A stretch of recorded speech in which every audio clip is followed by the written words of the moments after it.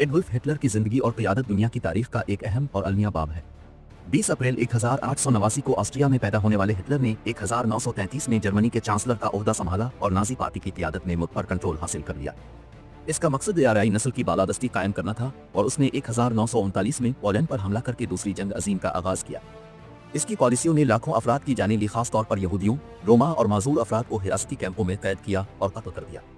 Hitler की शख्सियत पेचीदा थी। वो एक शानदार मुकर्रर और हिकमत अमली का माहिर था, मगर उसकी क़ियादत ने दुनिया को तबाही की तरफ धकेल दिया। इसकी बीवी इवा ब्राउन, जो एक फोटोग्राफर थी, हिटलर की देरीना साथी थी। दोनों ने तकरीबन 16 साल एक साथ गुजारे और इवा हमेशा पस मंजर में रहना पसंद करती थी। 29 अप्रैल 1945 को जंग के आखिरी दिनों में हिटलर और इवा ने बर्लिन के बंकर में शादी की, मगर शादी के सिर्फ एक दिन बाद 30 अप्रैल को दोनों ने खुदकुशी कर ली। हिटलर ने गोली मारकर अपनी जिंदगी का खात्मा किया, जबकि इवा ने जहर खा लिया।